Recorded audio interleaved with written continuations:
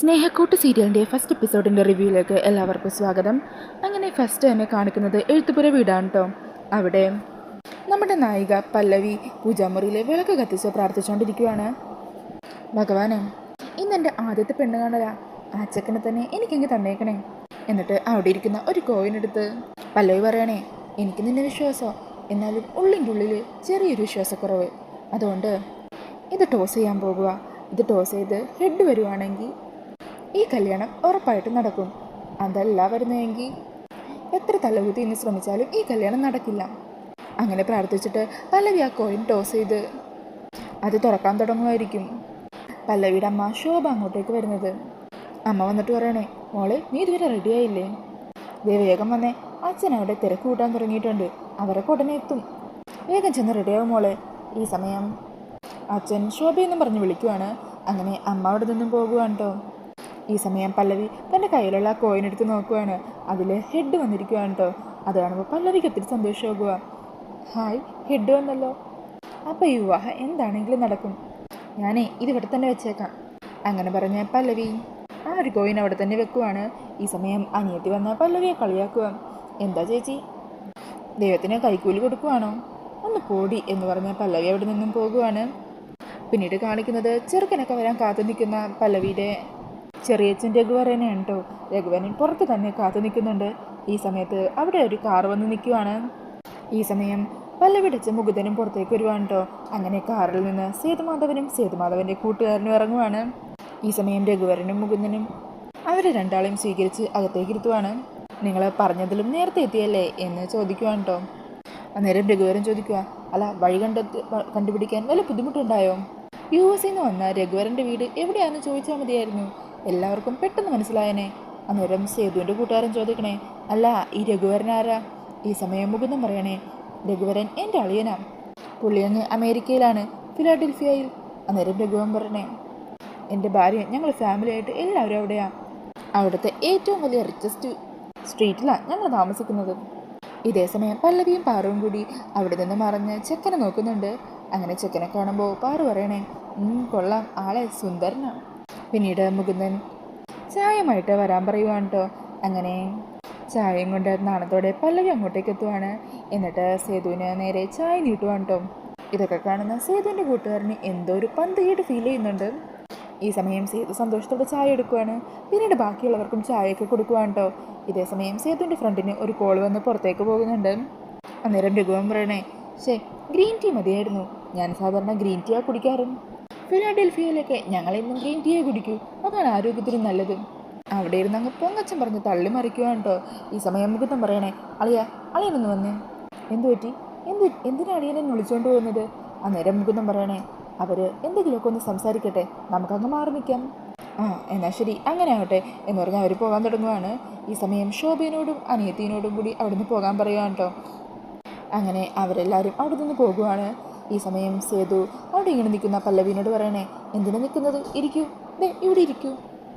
അങ്ങനെ പല്ലവി സോഫയിൽ വന്ന് ഭയങ്കര നാണത്തോടെ ഇരിക്കുവാണ്. ഈ സമയം സേതു ചോദിക്കണേ, എന്തെങ്കിലുമൊക്കെ പറ. എന്തു പറയാനാ, എന്തെങ്കിലും ചോദിച്ചാലല്ലേ പറയാൻ പറ്റൂ. അത് കേട്ടിട്ട് സേതു ചിരിച്ചുകൊണ്ട് പറയണേ, ഓ അത് ശരിയാണല്ലേ, എന്നാൽ ശരി ചോദിക്കാം. കല്യാണത്തെക്കുറിച്ചുള്ള പല്ലവിയുടെ സ്വപ്നങ്ങൾ എന്തൊക്കെയാ? അത് പിന്നെ എന്നൊക്കെ പറഞ്ഞ നാണത്തോടെ പല്ലവി ഇങ്ങനെ നിൽക്കുവാണ്.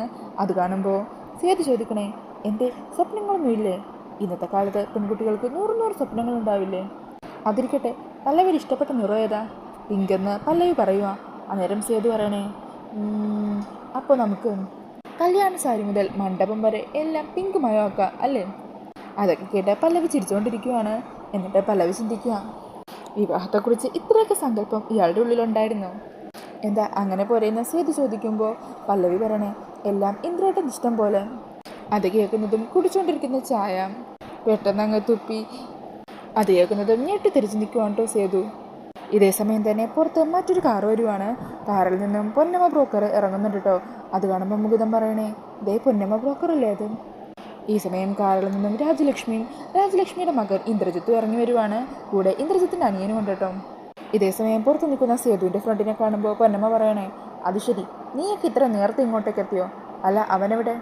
അവനകത്തുണ്ടെന്ന് ആ ഫ്രണ്ട് പറയുവാണ്. ഈ സമയം സേതുമാധവൻ നടന്ന കാര്യങ്ങളെല്ലാം പല്ലവിയോട് പറയണേ. ഞാനൊരു ഇവൻറ്റ് മാനേജ്മെൻറ്റിൻ്റെ ആളാണെന്നും കല്യാണത്തിൻ്റെ ഇവൻറ്റിനെ പറ്റി സംസാരിക്കാനാണ് ഇവിടെ വന്നതെന്നും പറയുവാണ് കേട്ടോ. അദ്ദേഹത്തിന് പല്ലവി സേതുവിനോട് ദേഷ്യപ്പെട്ട് അകത്തേക്ക് പോകുവാണ്. ഈ സമയം കാര്യങ്ങളൊക്കെ മനസ്സിലാക്കിയ മുകുന്ദനും രഘുവരനും കൂടി രാജലക്ഷ്മിയെയും ഇന്ദ്രജിത്തിനെയൊക്കെ അകത്തേക്ക് സ്വീകരിക്കുന്നുണ്ട്. ഈ സമയം സേതു ഫ്രണ്ടും കൂടി പോകാനായിട്ട് കാറിൻ്റെ അടുത്തേക്ക് എത്തുമായിരിക്കും. അന്നേരം ആ കൂട്ടുകാരൻ പറയണേ, ആ പെണ്ണ് ചായമായിട്ട് വന്നപ്പോഴേ എനിക്കെന്തോ വശപ്പശക്ക് തോന്നിയതാ. പിന്നെ നീ അതെന്താടാ അപ്പം പറയാഞ്ഞത് എന്ന് സേതു ചോദിക്കുമ്പോൾ അയാൾ പറയുക, അത് പിന്നെ അപ്പോഴേക്കും എനിക്ക് കാറ്ററിംഗുകാരൻ്റെ കോള് വന്നില്ലേ. എന്തായാലും വാ, ഈ വണ്ടി വേഗം അവിടെ എത്തിക്കാനുള്ളതാണ്. അങ്ങനെ അവർ പോകാൻ തുടങ്ങുമ്പോഴായിരിക്കും പല്ലവി റൂമിലെ ജനലിൽ നിന്ന് പോകാനൊരുങ്ങുന്ന സേതുവിനെ കാണുന്നത്. അങ്ങനെ പല്ലവിയെ കാണുന്നതും സേതു പറയണേ, അതെ, കല്യാണത്തിൻ്റെ ഓർഡർ എനിക്ക് തന്നെ തരണേ. അതേക്കുന്ന പല്ലവി ദേഷ്യത്തിൽ അവിടെ ഇരിക്കുന്ന ഒരു സാധനം എറിയാനായിട്ട് കയ്യിലെടുക്കുകയാണ് കേട്ടോ. അന്നേരം സേതു വേഗം തന്നെ കാറിക്കയറി അവിടെ നിന്നും പോകുവാണ്. പിന്നീട് കാണിക്കുന്നത് ഇന്ദ്രജിത്തിൻ്റെ മുമ്പിലേക്ക് ചായമായിട്ട് വരുന്ന പല്ലവീനെയാണ്. അങ്ങനെ പല്ലവീനെ രാജലക്ഷ്മിക്ക് ഒത്തിരി ഇഷ്ടപ്പെടുവാണ്. രാജലക്ഷ്മി പറയണേ, നമുക്ക് ഈ വിവാഹം എത്രയും പെട്ടെന്ന് നടത്താം. എനിക്ക് പല്ലവീനെ ഒത്തിരി ഇഷ്ടമായി. പിന്നെ വിവാഹം കഴിഞ്ഞും പല്ലവി ജോലിക്ക് പോകുന്നതിൽ എനിക്ക് വിരോധമൊന്നുമില്ല. ഇക്കാലത്ത് പെൺകുട്ടികളെ സ്വന്തം കാലിൽ നിൽക്കണം. അന്നേരം മാഷ് പറയണേ, ഇവളിപ്പോൾ ഗസ്റ്റ് ലെക്ചറാ, ഉടൻ തന്നെ പെർമനൻ്റ് ആകും. ഈ സമയം രാജലക്ഷ്മി പറയണേ, ഞങ്ങൾക്ക് ഈ വിവാഹം ഉടനെ തന്നെ നടത്തിയേ കൊള്ളാമെന്നുണ്ട്. ഇവിടെ നിന്നിറങ്ങിയാൽ ഞങ്ങൾ നേരെ തിരുമേനിനെ കാണാൻ പോകാം, വിവാഹത്തിന് നല്ലൊരു മുഹൂർത്തം കുറിക്കാനായിട്ട്. നിങ്ങൾക്കതിന് സമ്മതമല്ലേ? ഈ സമയം മുകുന്ദൻ രഘുവരനെയും ശോഭനെയൊക്കെ നോക്കുവാണ്. അങ്ങനെ അവർക്കും സമ്മതമാണെന്ന് അറിയിക്കുവാണ് കേട്ടോ. പിന്നീട് കാണിക്കുന്നത് കാറിന് പോയിക്കൊണ്ടിരിക്കുന്ന സേതുവിനെയും ഫ്രണ്ടിനെയുമാണ്. സേതു പറയണേ, എന്നാലും ആ പെൺകുട്ടി എന്നെക്കുറിച്ച് എന്ത് വിചാരിച്ചു വേണം? ആ കുട്ടി ഇന്ദ്രൻ എന്ന പേര് പറഞ്ഞപ്പോഴാണ് എനിക്ക് മനസ്സിലായത് എല്ലാവരും തെറ്റിദ്ധരിച്ചിരിക്കുകയാണെന്ന്. അല്ലായിരുന്നെങ്കിൽ കാര്യങ്ങൾ അതേപോലെ തന്നെ പോയാനെ.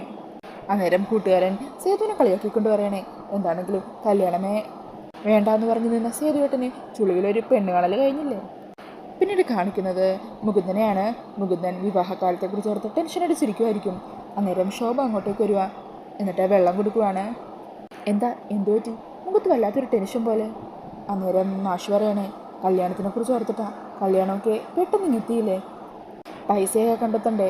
രഘുവിനോട് ഞാൻ സംസാരിച്ചിരുന്നു, 5 ലക്ഷം രൂപ തരാമെന്നൊക്കെ പറയുന്നുണ്ട്. എന്നാലും ഇത്തവണത്തെ സ്വർണ്ണവില വെച്ച് അതുകൊണ്ടൊന്നും ആവില്ലല്ലോ. ഈ സമയം ശോഭ പറയണേ, മാഷ് വിഷമിക്കാതിരിക്കെ, എല്ലാം ശരിയായതിന് നടക്കും. അന്നേരം മാഷ് പറയുക, ഏതെങ്കിലും പലിശക്കാരനെ മറ്റോ കണ്ട് കുറച്ച് പണവും കൂടി സംഘടിപ്പിക്കണം. അത് കേൾക്കുമ്പോൾ ശോഭ പറയണേ, തൽക്കാലം അതിൻ്റെ ആവശ്യമൊന്നുമില്ലെന്നാണ് എനിക്ക് തോന്നുന്നത്. നമ്മുടെ ഈ വീട് നമുക്ക് പണയത്തിലെടുക്കാം, അതിൽ നിന്ന് കിട്ടുന്ന പണം കൊണ്ട് വിവാഹം നടത്താം.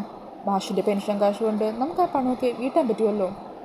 ഈ സമയം ഇതൊക്കെ കേട്ട് അങ്ങോട്ടേക്ക് എത്തുന്ന പല്ലവി പറയണേ, അച്ഛാ, എൻ്റെ വിവാഹത്തിൻ്റെ പേരിൽ ഈ വീട് പണയപ്പെടുത്തുമെന്നും അതിൻ്റെ ഒന്നും ആവശ്യമില്ല. അടുത്ത മാസം പാറുവിന് പുതിയ കോളേജിൽ ചേരാനുള്ളതല്ലേ, അവിടെ കെട്ടിവെക്കാൻ തന്നെ അത്യാവശ്യം പൈസയാവും. അതോട് തൽക്കാലം എൻ്റെ വിവാഹത്തിന് വേണ്ടിയുള്ള കാര്യങ്ങൾ അതോർത്ത് അച്ഛൻ ഇങ്ങനെ ടെൻഷൻ ആവാതിരിക്കുക. അവളുടെ പഠിത്തമല്ലേ അച്ഛൻ നമുക്ക് ഏറ്റവും വലുത്. അന്നേരം മുകുന്ദൻ പറയണേ, തൽക്കാലം ഇപ്പോൾ എൻ്റെ കൺമുമ്പിൽ ഏറ്റവും വലിയ കാര്യം നിൻ്റെ വിവാഹം തന്നെയാണ്. നീ അതോർത്ത് ടെൻഷൻ ആവണ്ട, അതിൻ്റെ കാര്യങ്ങളൊക്കെ അച്ഛൻ നോക്കിക്കോളാം. അന്നേരം അമ്മയും പല്ലവിനെ ആശ്വസിപ്പിക്കുക, അതേ മോൾ ആവശ്യമില്ലാത്ത കാര്യമൊന്നും ഓർത്ത് ടെൻഷൻ ആവണ്ട, സന്തോഷത്തോടെ ഇരിക്കണം. പിന്നീട് കാണിക്കുന്നത് അമ്പലത്തിലെ കല്യാണത്തിന് വേണ്ടി ഒരുക്കങ്ങളൊക്കെ നടത്തുന്ന സേതുവിൻ്റെ ടീമിനെയാണ്. ഇതേ സമയം അവിടെ മിത്രൻ എന്ന് പറഞ്ഞ ഒരാൾ ഭക്ഷണമൊക്കെ കഴിച്ചിട്ടിരിക്കുമായിരിക്കും. അന്നേരം ഒരു പണിക്കാരൻ മിത്രനോട് പറയണേ, മിത്രേട്ടാ, ഒരു കൈ ഒന്ന് സഹായിക്കുന്നേ. എടാ, നീ കാണുന്നില്ലേ, എൻ്റെ 2 കൈയും വെറുതെ ഇരിക്കുമല്ല. അങ്ങനെ പറഞ്ഞ് അവിടെ ഭക്ഷണം കഴിച്ചുകൊണ്ടിരിക്കുകയാണ്.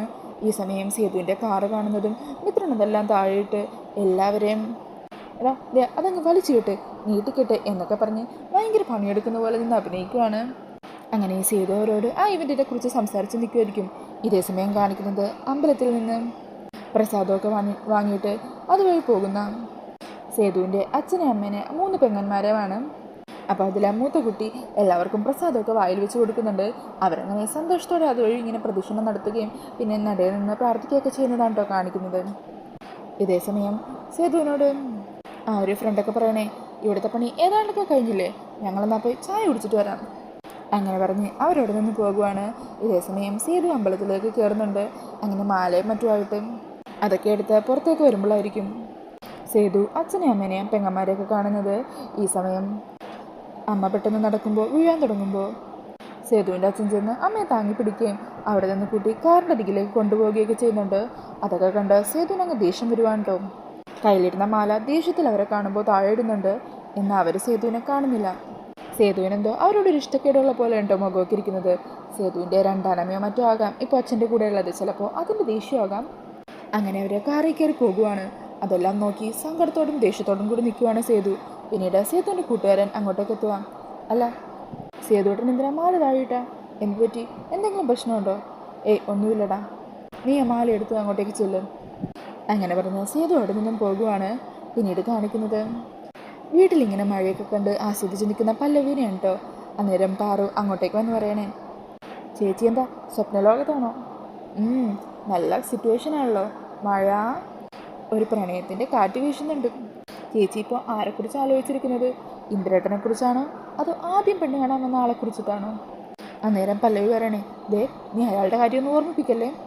അയാൾ വന്നിട്ട് എന്തൊക്കെയായിരുന്നു ചോദ്യം? ഇഷ്ടപ്പെട്ട നിറം ഏതാ? ഇഷ്ടപ്പെട്ട പായസം ഏതാ? എനിക്ക് ആലോചിക്കുമ്പോൾ തന്നെ അങ്ങ് ദേഷ്യം വരുക. ഈ സമയം പാറു പറയണേ, സത്യം പറയാമല്ലോ ചേച്ചി, ചേച്ചിക്ക് ഏറ്റവും നന്നായി ചേരുന്നത് ആദ്യം വന്ന ആ ചേട്ടൻ തന്നെയായിരുന്നു. നിങ്ങൾ തമ്മിൽ നല്ല മാച്ചാ. അങ്ങനെ പറഞ്ഞ് പാറു അവിടെ നിന്നും ഓടിപ്പോകുകയാണ്. അങ്ങനെ പാറു പറഞ്ഞതെല്ലാം കേട്ട് സേതുവിനെ കുറിച്ച് ഇങ്ങനെ ആലോചിച്ച് നിൽക്കുന്ന പല്ലവിനെ കാണിച്ചുകൊണ്ട് എപ്പിസോഡ് തീരുവാണ്. അപ്പോൾ ഈ ഒരു റിവ്യൂ ഇഷ്ടമായിട്ടുണ്ടെങ്കിൽ മറക്കാതെ വീഡിയോ ഒന്ന് ലൈക്ക് ചെയ്യണേ. കൂടുതൽ റിവ്യൂസിനായിട്ട് ഈ ചാനലൊന്ന് സബ്സ്ക്രൈബ് ചെയ്തും കൂടി സപ്പോർട്ട് ചെയ്യണേ. Thank you.